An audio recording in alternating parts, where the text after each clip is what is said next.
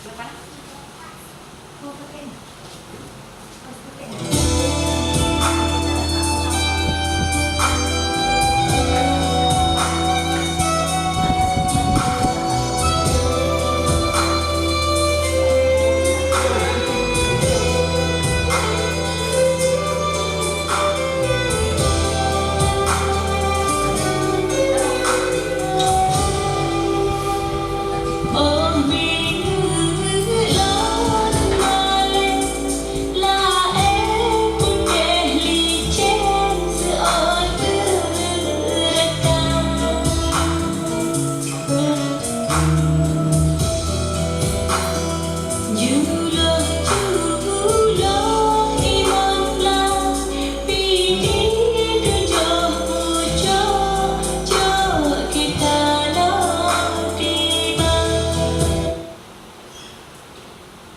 Assalamualaikum warahmatullahi wabarakatuh. Saya akan menceritakan sebuah cerita rakyat yang berjudul Legenda Putri Hijau.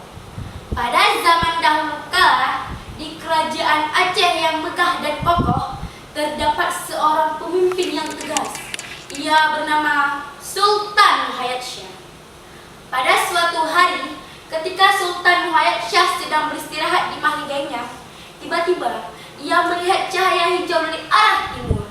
Sultan pun segera memanggil wazirnya dan menanyakan apa gerangan cahaya itu. Sang wazir juga ikut terkejut dan tidak dapat menjawab pertanyaan Sultan.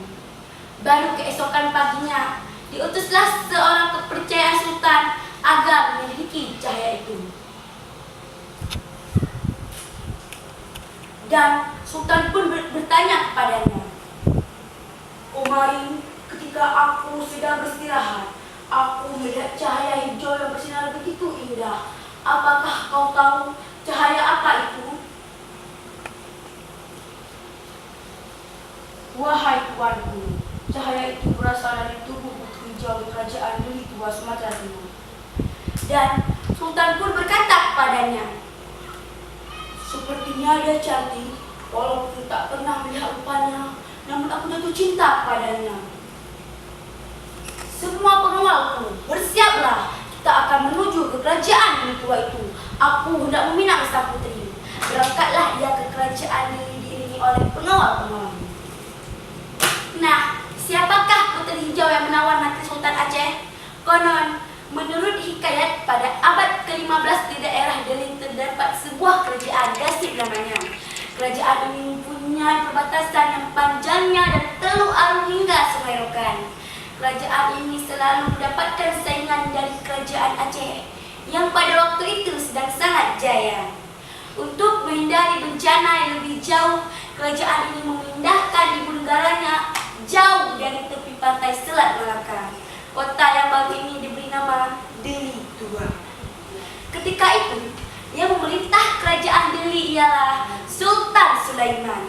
Ketika beliau wafat, beliau meninggalkan 3 orang anak. Yang sulung bernama Mambang Jazi, kedua bernama Putri Hijau, terakhir bernama Mambang Hayali. Putri Hijau adalah seorang wanita yang cantik wajahnya. Ia dinamakan Putri Hijau karena tubuhnya selalu memancarkan cahaya hijau. Lebih-lebih jika ia sedang bermain di taman pada waktu bulan purnama. Nah, sekarang kita kembali lagi kepada perjalanan Sultan Muhayatsyah. Setibanya di Labuhan, Sultan segera mengirimkan utusan peminangan ke kerajaan Deli Tua. Mambang Gahit selaku kakak Putri Hijau mengajukan hasrat Sultan Aceh kepada Putri Hijau. "Adikku adalah seseorang yang hendak meminangmu. Ia berasal dari kerajaan Aceh yang sangat megah. Apakah kau mau menerimanya?" "Kakak, apakah dia yang bernama Sultan Muhayatsyah?" "Tidak, aku tidak menikah dengannya. Lebih baik aku tak menikah sama sekali."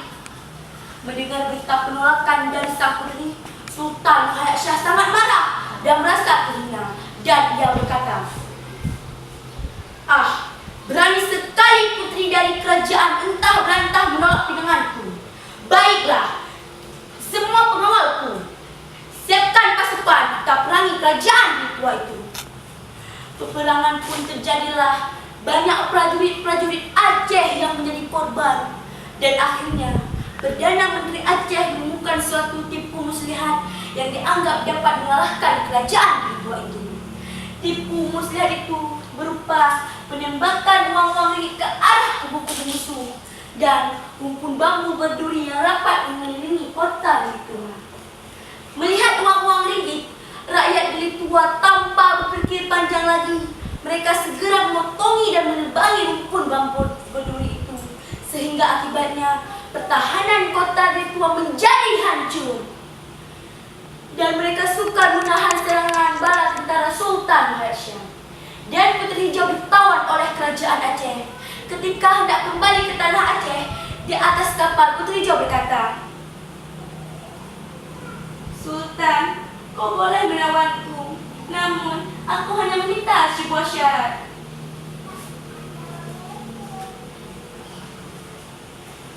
"Hahaha, apapun syaratnya akan kupenuhi calon istriku."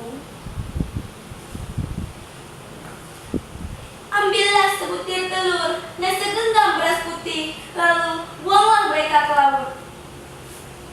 Sultan pun mengabulkan permintaan sang putri, dan ia mengambil sebutir telur dan segenggam beras putih, lalu ia membuang mereka ke laut. Dan tiba-tiba turunlah angin ribut dan hujan lebat disertai halilintar dan gulungan ombak yang amat dahsyatnya. Dunia seakan-akan hampir kiamat, dan muncullah seekor naga raksasa dari dalam ombak dan langsung menuju ke kapal Sultan Aceh. Dihantamnya kapal itu sehingga kapal itu terbelah menjadi dua dan karam dengan segera. Beruntung Sultan Hayatsah selamat, namun tidak dengan Puteri Hijau. Tubuhnya terapung di laut dan sang naga mengangkatnya dengan kepalanya lalu dibawa ke Selat Malaka. Gerakan itu amat cepatnya sehingga Sultan pun tidak dapat berbuat apa-apa. Ia hanya bisa termenung, merindukan dan menenangkan sang putri yang tak akan kembali selama-lamanya. Begitulah cerita legenda Puteri Hijau. Intisari yang dapat kita ambil ialah kita tidak bisa memaksa kehendak orang lain, karena kehendak merupakan sebuah hak. Jika kita memaksa kehendak orang lain, maka kehendak kita juga akan dipaksa. Dan karena hukum karma berlaku. Dan demikian dapat saya sampaikan. Lebih kurang saya mohon maaf. Saya akhiri. Assalamualaikum warahmatullahi wabarakatuh.